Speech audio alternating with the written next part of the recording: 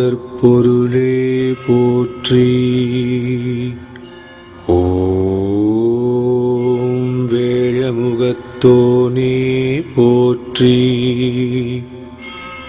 ஓம் ஐங்கரனே அருள் புரிவாய் போற்றி. ஓம் ஈசன் மகனே போற்றி. ஓம் அம்பிகை பாலனே போற்றி. ஓம் ஆறுமுகன் சகோதரனே போற்றி. போற்றி போற்றி.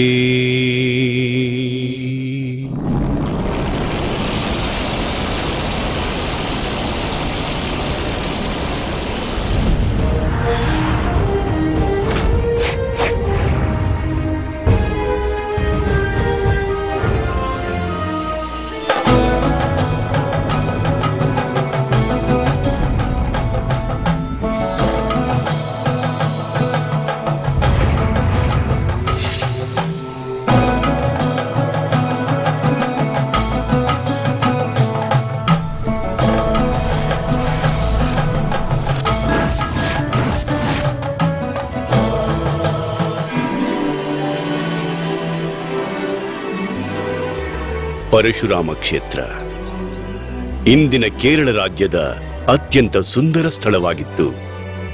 ಪಂದಳ ರಾಜ್ಯ.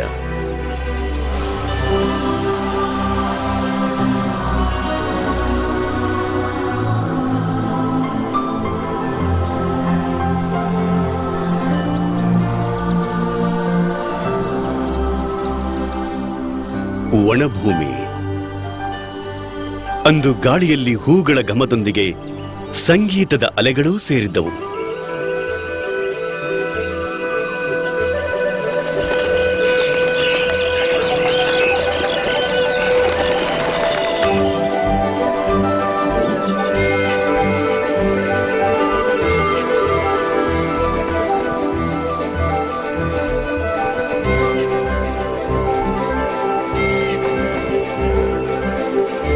ಸೂರ್ಯದೇವನು ಪಂದಳ ರಾಜ್ಯದ ಮೇಲೆ ಹಿತವಾದ ಹೊಂಗಿರಣಗಳನ್ನು ಪಸರಿಸಿದ್ದ.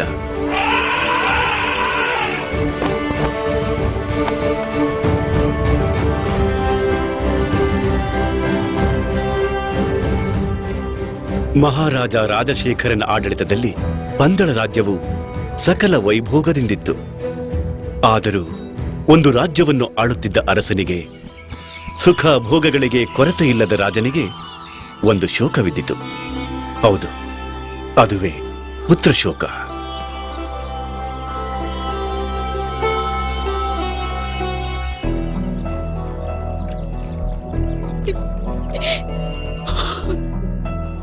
ಇದನ್ನು ನೆನೆದು ದಿನವೂ ಕಣ್ಣೀರು ಹಾಕುತ್ತಿದ್ದ ಮಹಾರಾಣಿ ಗೋಪುರಂ ದೇವಿಗೆ ಹೇಗೆ ಸಮಾಧಾನ ನೀಡುವುದೆಂದು ಅರಿಯದೆ ಚಿಂತೆ ಮಾಡುತ್ತಿದ್ದ ಮಹಾರಾಜ ರಾಜಶೇಖರ.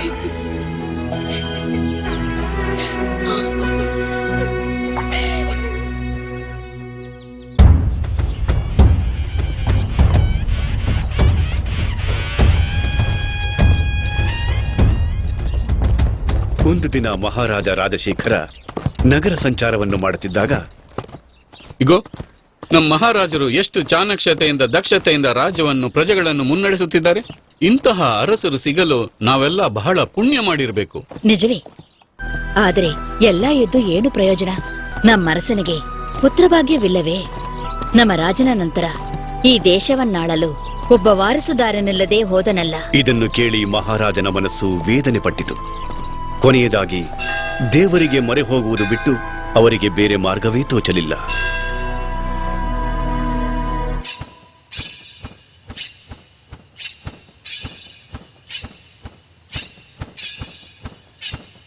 ಅದೇ ವೇಳೆಯಲ್ಲಿ ಅರಸನಿಗೆ ವಾರಸುದಾರನು ಇಲ್ಲದಿದ್ದಕ್ಕೆ ಸಂತೋಷದಲ್ಲಿ ತೇಲಾಡುತ್ತಿದ್ದರೂ ಅದೇ ಅರಮನೆಯಲ್ಲಿದ್ದರು. ಅವರೇ ಪಂದಳ ರಾಜ್ಯದ ಮಂತ್ರಿ.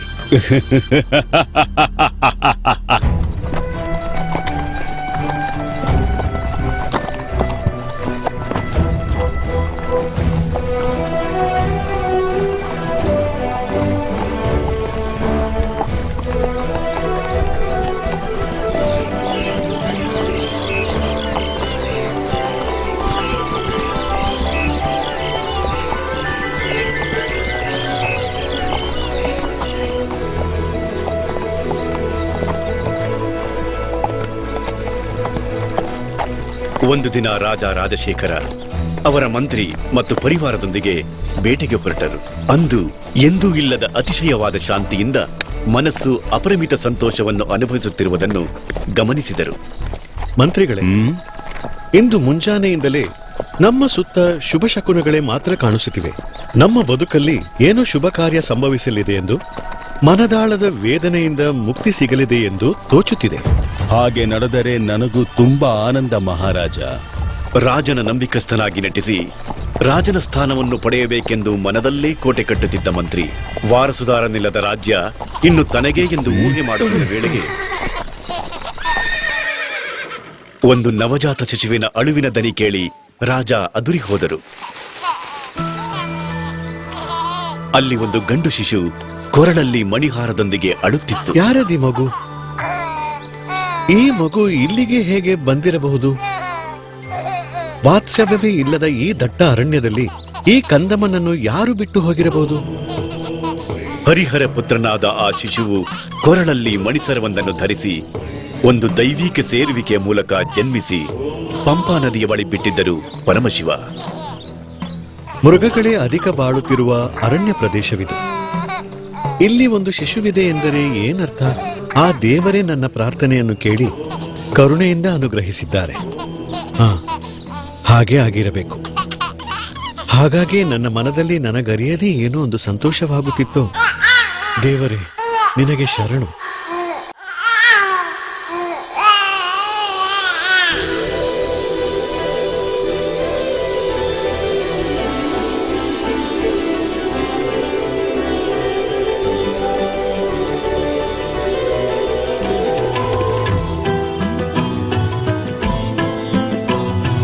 ಕಲಿಯುಗದ ನಮ್ಮ ದೈವ ಅಯ್ಯಪ್ಪನ ಅವತಾರ. ಕಲಿಯುಗದ ನಮ್ಮ ದೈವ ಅಯ್ಯಪ್ಪನ ಅವತಾರ, ನಡೆದದ್ದು ಪಂಪ ನದಿ ತೀರ.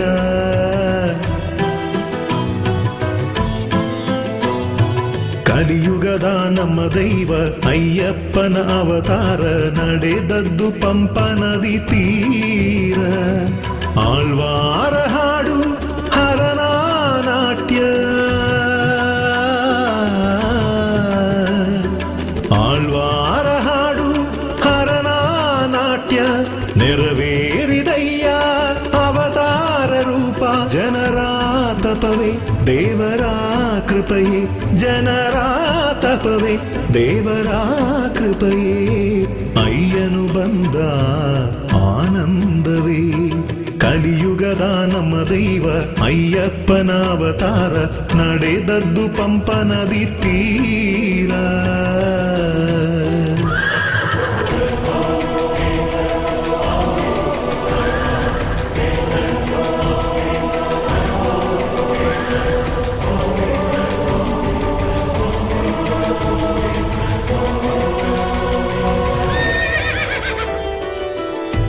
ಹರಿಹರ ಸುತನ ಕೃಪೆಯಿಂದ ಬೆಳಗಿತು ಕಾಲ, ಅವನದೇ ಮಹಿಮೆಯಿಂದ ಬಾಳೋದೇ ಈ ಲೋಕ.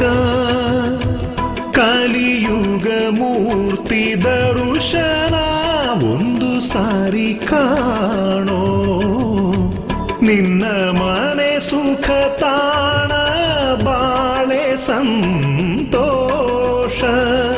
ಬಾಲಕ ಅಯ್ಯನ ಸುಂದರ ಮುಖವೇ, ಬಡವ ಬಲ್ಲಿದಗೆ ದಾರಿ ತೋರುವೆ. ಬಾಲಕ ಅಯ್ಯನ ಸುಂದರ ಮುಖವೇ, ಬಡವ ಬಲ್ಲಿದಗೆ ದಾರಿ ತೋರುವೆ. ಶರಣಾಗತಿ ನಾನಾಗುವೆ, ಕರುಣಾಕರನ ದಯೆಯೂ ಸೇರಿ. ಅಯ್ಯನು ಬಂದ ಆನಂದವೇ. ಈ ರಾಜ್ಯದ ಮಕ್ಕಳಿಗೆ ತಿಳಿಸುವುದೇನೆಂದರೆ, ತಮಗೆ ಸಿಕ್ಕ ಕಂದನಿಗೆ ನಾಮಕರಣವನ್ನು ಮಾಡಲು ರಾಜನು ನಿರ್ಧರಿಸಿದನು.